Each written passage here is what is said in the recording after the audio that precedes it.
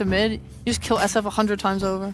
Or just even, sorry, not mid, carry. Safe. Yeah, you just kill the carry. It could be either. If the lanes go even, I would favor Gaming. But if the lanes go well for Betboom, they can definitely contest those. And so far, it's going pretty damn decent as GPK is absolutely annihilating Quinn. Like, what the hell happened mid, dude? And they're going to get first blood. Dive under tower. Yeah, he got him. Yep. First blood for Nightfall. Once again, this carry player wants to be involved in these early kills in the lane. He's willing to go out of his way to be a part of it and makes it happen for first blood. It's going to be able to help them cut through these beefy cores in the late game. I think this is a hero that can easily win the man fight for Shadow Fiend, depending on who's ahead or where the auras are. Nightfall might just carry this game, despite... Oh, Wisdom Runes. Oh, we got it. Ooh. Save sneaks it away from Tofu. They'll get both of them. That's big. That's very big here. It's going to slow down the momentum in the ball being built from Gaming. As Celery is also going to go down to GPK. Might even get the high ground tombstone. It'll be Blink Rush for Quinn. I mean, they're spending so much time around this mid lane, not getting the Wisdom Runes. Meanwhile, the supports of Toronto, Tokyo, and Save, they are powerful. Not powerful enough to contest Dyrachyo with Celery, though. That's a little difficult there. But this should be a good tower for them. They're going to bring in GPK, actually. Don't want to give this up. Skip in way before the rest of the team is ready to follow it up. Yeah, this just looks difficult without the support ults. I don't think GPK has the resources to contest the Shadow Fiend here.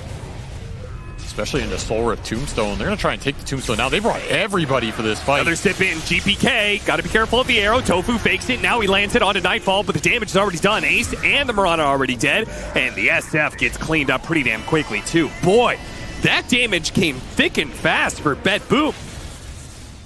It's okay. Actually, I just blamed Kezu. He was the coach, so he was entirely responsible. Oh, of course it's Kezu's fault. So if we're going to throw an arrow, but that'll reveal his position and cost him his life, as he did not know that smoke was coming in. Easy pickings for GPK as Nightfall will claim the last hit on the tower. And I think it goes back to our conversation about the Eastern European teams being a lot more kill-focused, and also the change of the kill formula, gold and experience, right? It's like, it feels like kills are worth a lot more, and we're seeing Betboom in particular are a lot more willing to put multiple players together in one area to make fights happen, to get kills. I feel like they're honestly just ahead of some people in that regard. Yeah, whereas like the Western European teams were ahead in like farming and playing the map. Yes. Betboom and maybe some other teams are ahead when it comes to the concept of like getting these kills. They all have BKBs. Yes, and there's a Frost Shield, a Decrep, a save. There's a lot of save on the Betboom side, like you were mentioning. Oh, this feels bad for Gaiming Gladiators. They're going to be able to open onto Celery. First things first. Chain Frost doesn't really latch, but they do get the duel behind it on the Dragonite. They do get the Tombstone out on the high ground, but the Dragonite does also die in the duel. And now the BKB going off from Nightfall as he commits onto Ace. Finishes him off. Does get hit by the fear here and still has to deal with the Tombstone, but GPK back into it. Quickly grabbing the SF. Dyrachyo's going to die twice in this.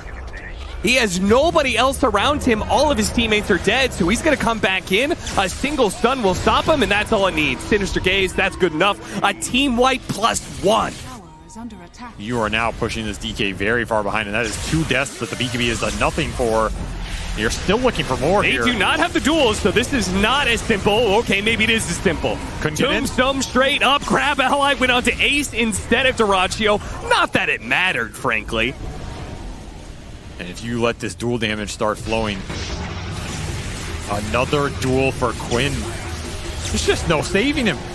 He's supposed to be the frontliner. He's just lying in the grave. Not enough saves, it seems, for Gaiming Gladiators as Betboom pushed to an early high ground once again. Kind of just chunked through the heroes right now. It's going to be Quinn initiation, Pure. Charging up the high ground with a Storm Spirit. Already got the pick off onto Tofu. They go for the duel onto the DK, but this time he got off the BKB and the grab ally. But what about Dyrachyo? What about your carry? You can't put They're them all so focused on the duel that they didn't focus on saving out their actual damage dealer. And now Quinn comes back in, but who the hell cares? He doesn't do damage. They don't do shit. Game is called, and Betboom have now pushed themselves to a 2-1 lead in this best of 5. And that was the most one-sided game of the